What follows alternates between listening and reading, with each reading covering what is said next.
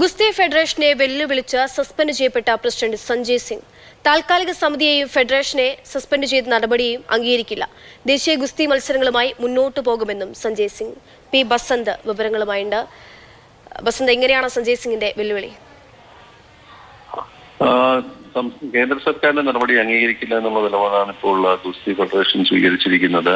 ദേശീയ ഗുസ്തി മത്സരങ്ങളുമായി മുന്നോട്ട് പോകുമെന്ന് തന്നെയാണ് ഇപ്പോൾ സഞ്ജയ് സിംഗ് വ്യക്തമാക്കിയിരിക്കുന്നത്. സസ്പെൻഡ് ചെയ്ത നടപടിയും അംഗീകരിക്കില്ല. സംസ്ഥാന അസോസിയേഷനുകളുടെ പിന്തുണയില്ലാതെ സസ്പെൻഷൻ നടപടി നടപ്പാക്കാൻ കഴിയില്ല എന്നുള്ള നിലപാടാണ് ഇപ്പോൾ അവർ സ്വീകരിച്ചിരിക്കുന്നത്. ഏതായാലും കടുത്ത നിലപാടിലേക്ക് തന്നെയാണ് ഗുസ്തി ഫെഡറേഷൻ നീങ്ങുന്നത്.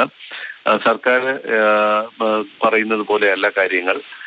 തങ്ങളെ ജനാധിപത്യമായ രീതിയിലാണ് തെരഞ്ഞെടുക്കപ്പെട്ടത്. മാത്രമല്ല, റിട്ടേണിംഗ് ഓഫീസർ ഒപ്പിട്ട രേഖയുമുണ്ട്. അതുകൊണ്ട് തന്നെ സസ്പെൻഷൻ നിലനിൽക്കില്ല എന്നുള്ള നിലപാടാണ് അവർ സ്വീകരിച്ചിട്ടുള്ളത്.